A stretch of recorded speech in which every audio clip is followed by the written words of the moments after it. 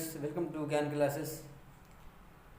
कल मैंने ये कहा था कि हम लोग जो है नेक्स्ट चैप्टर स्टार्ट करने वाले हैं कल से बहुपद का, लेकिन इसमें जो है एक एक्सरसाइज बहुविकल्पी वाली है, उसको कर लेते हैं, उसके बाद ही जो है नेक्स्ट चैप्टर स्टार्ट करेंगे। ओके, तो जो बहुविकल्पी वाली एक्सरसाइज है उसको कर लेते हैं आज। इसमें पहला क्वेश्चन क्या है, इसको जो है काफ़ी शॉर्ट वे में हम लोग करते चलेंगे। पहला क्वेश्चन ये है कि किसी पूर्णांक m के लिए प्रत्येक धनात्मक सम पूर्णांक निम्नलिखित रूप का होता है। ये जो है हम लोग पहले से ही पढ़ चुके हैं कि जब कोई पूर्णांक होता है, मान लिया कोई पूर्णांक m है, m कोई एक पूर्णांक है, धन पूर्णांक है, तो इसको कैसे लिखते हैं? धन पूर्णांक अगर है वेरिएबल के फॉर्म में m, m+1, m+2, m+3 dash इस फॉर्म में लिखा जाता है ना। फर्स्ट हमें पता होना चाहिए, उसके बाद नेक्स्ट में क्या करेंगे, 1 1 ऐड करते हुए चले जाएंगे। यहाँ पे 3 रहेगा, m+3। जैसे कि कोई नंबर हमें 1 मिला है, इसका जो नेक्स्ट नंबर होगा वो 2 होगा, वो 3 होगा, वो 4 होगा, डैश ऐसे ऐड करते हुए जाएंगे। यानी कि हमें फर्स्ट नंबर पता होना चाहिए, बस इसमें 1 1 ऐड करते चले जाएंगे। और अगर सम कह रहा है, सम पूर्णांक है ना,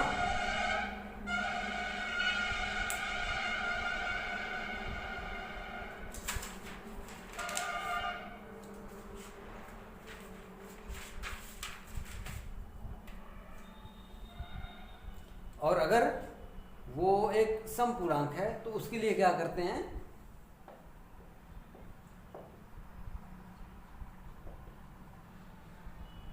टू एम मानते हैं। 2m इसलिए क्योंकि हमें जो है इवन चाहिए, अगर सम चाहिए तो आगे 2 लगाना पड़ेगा, वरना अगर हम 1 की वैल्यू को ऑड रख देंगे, m की वैल्यू को, तो ये पूरा ऑड बन जाएगा, है ना।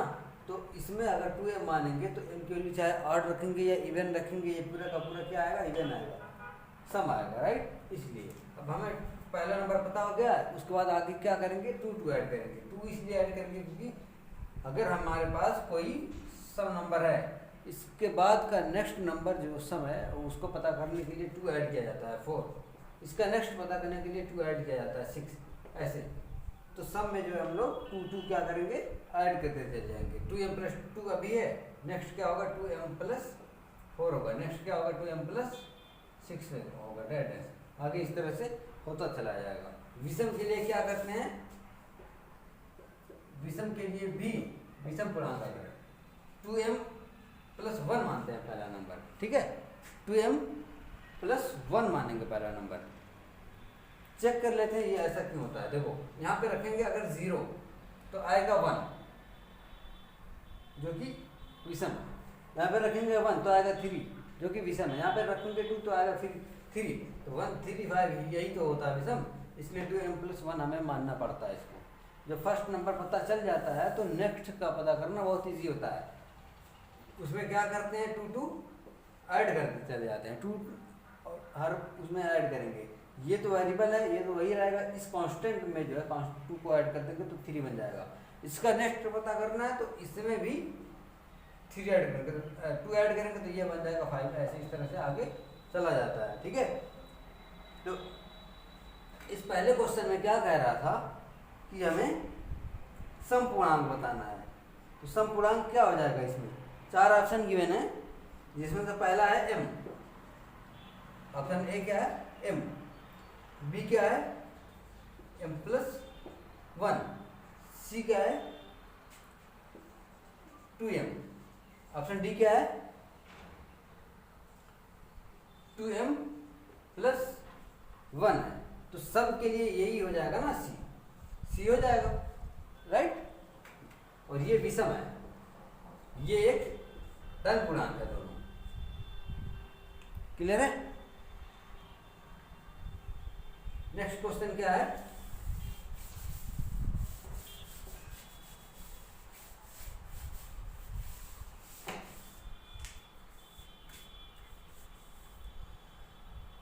पूर्णांक के लिए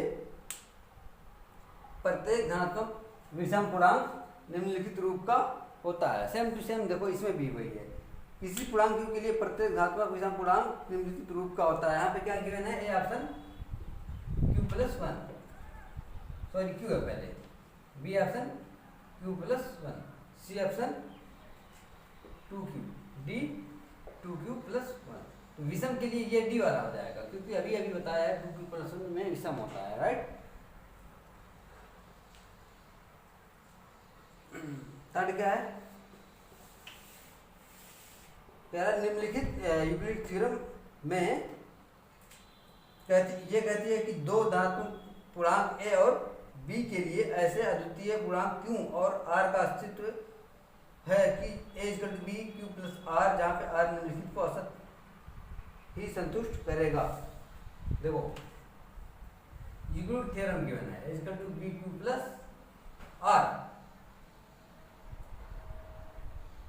तो उसमें जो r की वैल्यू होती है, पहले ही एक्सरसाइज में हम लोग कर चुके हैं कि r की जो वैल्यू होती है वो 0 से बड़ी या बराबर होती है, लेकिन b से कम होती है। r की जो वैल्यू होगी वो 0 से बड़ी होगी या बराबर होगी, greater than or equal, but b से क्या होगी? छोटी होगी, लेस देन, राइट। तो इसमें जो ऑप्शन गिवन है वो क्या है? 1 बी, बी ऑप्शन क्या है? 0 or less than B. C option क्या है? 0 or B. D 0 or B. इसमें से देखो ये तो नहीं हो सकता, क्योंकि वैल्यू हमें 0 से स्टार्ट करनी है आर की।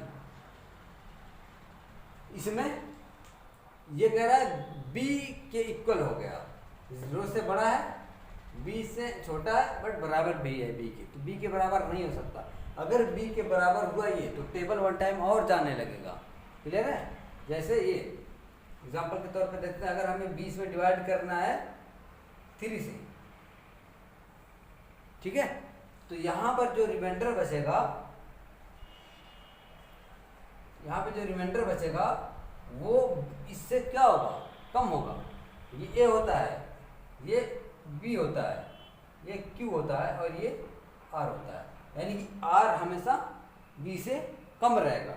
अगर इक्वल आया तो टेबल जाने लगेगा। जैसे अगर यहाँ पे 3 आता तो 3 1 जा 3, 1 टाइम टेबल जाने लगता है, इसलिए हमेशा यहाँ पे कम आएगा।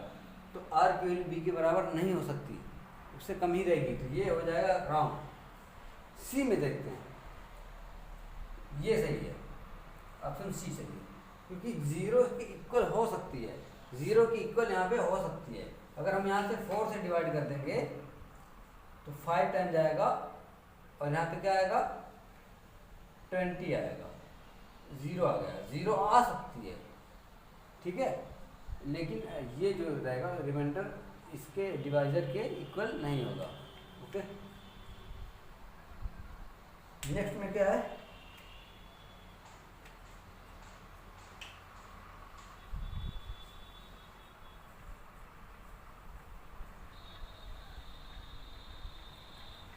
n is equal to 2 to the power 3, 3 to the power 4, 5 to the power 4 into 7, ये नंबर है। कह रहा है कि इसमें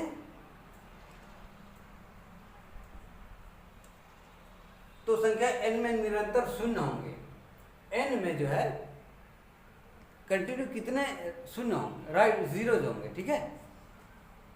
तो इसको हम जो है पूरा क्या करते हैं? एक्सपेंड कर देते हैं, है ना। ये 8 हो जाएगा, ये 81 हो जाएगा, ये 625 हो जाएगा, ये 7 हो जाएगा। हमें ये देखना है कि कितने 0 रहेंगे इसमें। पूरे पे मल्टीप्लाई करते हैं, 81 का करते हैं इसमें 8 में,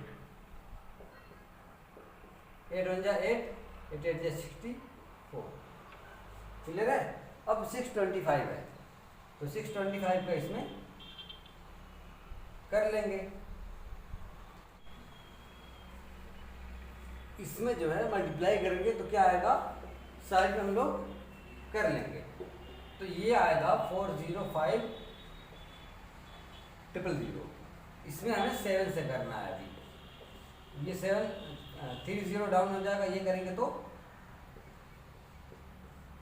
283500। ये क्या आ जाएगा पूरा 283500।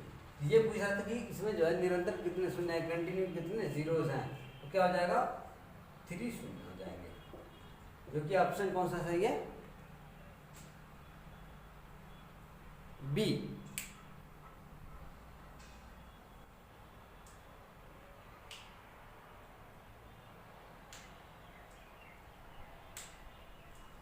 यदि 26 और 172 का महत्तम समापवर्तक 13 हो तो लघुत्तम समापवर्तक क्या होगा। दो नंबर हैं 26 और 169। इसका जो एचसीएफ है वो 13 है, तो एलसीएम क्या होगा। एलसीएम एचसीएफ और दो नंबर्स का जो हम रिलेशन फाइंड किए थे, क्या था वो कि product of numbers, product of numbers equal to LCM into HCF. जो दोनों नंबर का प्रोडक्ट होगा वो एलसीएम और एचसीएफ के प्रोडक्ट के इक्वल होगा। क्लियर है। तो एलसीएम हम लोग जो है यहाँ पे क्या कर देते हैं, ये फाइंड करना है तो इसको यहीं पे रखते हैं। ये क्या है एचसीएफ 13 और नंबर्स का जो प्रोडक्ट है वो 26 एंड 169 हो जाएगा। अब 13 क्या है, इससे कैंसिल हो गया, 2 आया। एलसीएम इसका क्या हो गया 2 एंड 169, यानी कि 2 9 18 338 आ गया। एलसीएम क्या हो गया 338 हो गया। अगर नंबर्स दोनों गिवन है, एलसीएम एचसीएफ में से कोई एक गिवन है तो हम दूसरे को फाइंड कर सकते हैं इसके बेसिस पे, इसके बेसिस पे हम कर सकते हैं फाइंड इजीली। ठीक है। Product of numbers equal to LCM into HCF होता है। क्वेश्चन नंबर 9 क्या है कि a equal to 2 the power 3 into 3, b equal to 2 into 3 into 5, c equal to 3 to the power n into 5। LCM जो है इसका क्या है 2 पर पावर 3 है, 3 पे पावर 2 है, 5 है। तो हमें n की वैल्यू फाइंड करनी है। यहाँ पे जो c में n वेरिएबल गिवन है पावर पर, उसकी वैल्यू हमें फाइंड करनी है। कैसे करेंगे देखो, इसको हम पहले एग्जांपल से एक समझते हैं। जैसे कोई नंबर है, मान लेते हैं ये 72 है और 48 है। इन दो नंबर का जब हम एलसीएम लेते हैं तो क्या होता है, इसको 72 कर दिया, यहाँ से 36 हुआ, 18 हुआ, 2 9 हो गया, 3 3 जा 9, 3 1 जा 3। तो 72 इक्वल टू क्या हो गया 2 पर पावर 3 एंड 3 पर पावर 2। 48 का जब करेंगे 48 का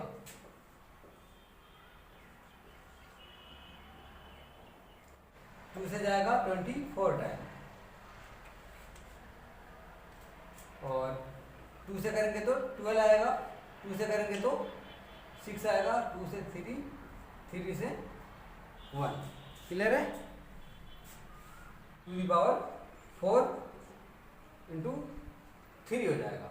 तो एचसीएफ जो इन दोनों का होता है वो क्या होता है छोटा वाला पावर, यानी कि इन दोनों में से जो क्या रहेगा छोटा रहेगा। जैसे 2 का देखते हैं तो 2 पावर 4 है, 2 पावर 3, तो इसमें से जो छोटा रहेगा यानी 2 पावर 3 लेंगे, और इसमें देखेंगे 3 पावर 2, 3 पावर 1, तो 3 लेंगे, यानी कि 24 जो होगा उसका एचसीएफ होगा। और एलसीएम में क्या होता है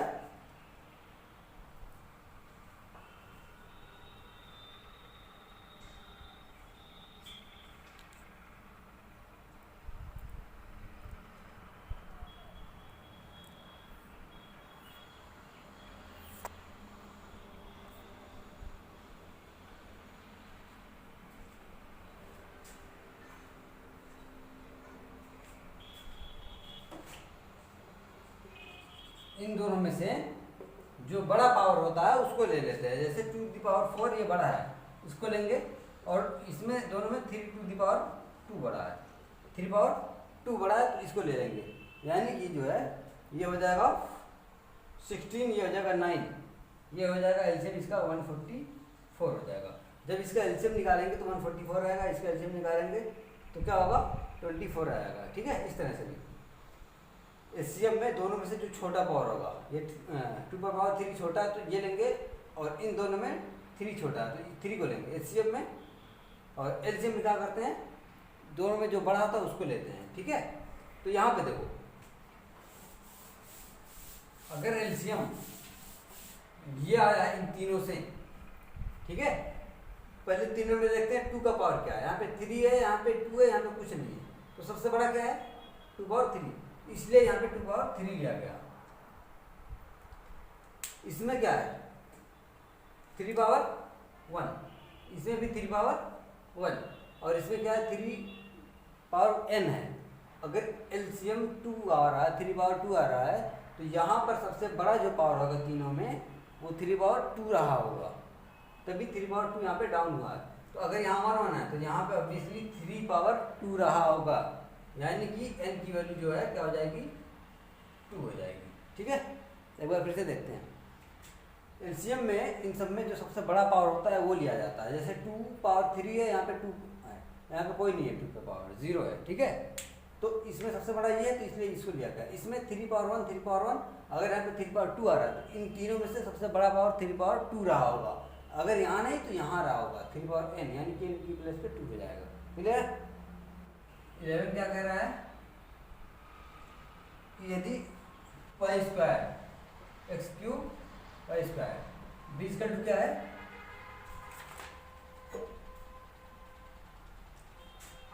एक्स वाई का क्यूब, तो इसका हमें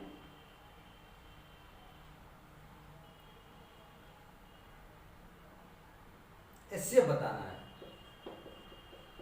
एचसीएफ अभी भी बताया कि एचसीएफ में जो दोनों में सबसे छोटा पावर होगा, इन दोनों, पहले एक्स वाले को देखो, एक्स में सबसे छोटा पावर क्या है, यहाँ पे 3 यहाँ पे 1, तो ये 1 वाला रहेगा। वाई में देखो यहाँ पे 3 यहाँ पे 2, ये छोटा वाई वाला रहेगा, यानी कि ये हो जाएगा एक्स स्क्वायर एचसीएफ। क्लियर है? और अगर इसी का एलसीएम निकालना होता तो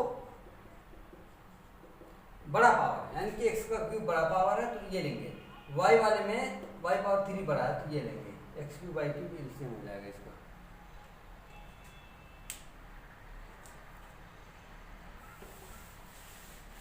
क्वेश्चन नंबर 13, दो नंबर का जो एचसीएफ है वो क्या 1200 है, 1200 है। कह रहा निम्नलिखित में से कौन सी संख्या इन महत्तम समापवर्तक, इनका महत्तम समापवर्तक नहीं हो सकती। एचसीएफ जो है एलसीएम के जो है डिवाइड करता है एलसीएम को। एलसीएम जो है एचसीएफ का गुणज होता है, यानी कि अगर हम एलसीएम में एचसीएफ से डिवाइड करेंगे तो यहाँ पे रिमाइंडर 0 आएगा। ठीक है, तो ऑप्शन जो है हमारे पास वो क्या क्या है, पहला ऑप्शन तो है 600, दूसरा ऑप्शन क्या है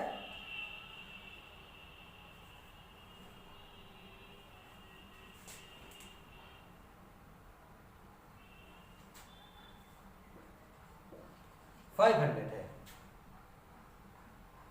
तीसरा ऑप्शन क्या है 200, चौथा 400। तो इसमें से देखते हैं कि कौन इसको 1200 को डिवाइड नहीं कर रहा है। ये भी करता है, ये भी करता है, ये भी करता है, ये नहीं कर रहा है, यानी कि ये एचसीएफ नहीं हो सकता। ठीक है, 2 नंबर का जो एचसीएफ और एलसीएम होता है वो एक दूसरे का गुणज होता है। तो अगर जो गुणज नहीं है वो एचसीएफ नहीं हो सकता उसका। 500 गुणज नहीं है इसका, इसलिए नहीं होगा ये एचसीएफ। जो हम लोग कल से स्टार्ट करेंगे बहुपद वाली। ओके।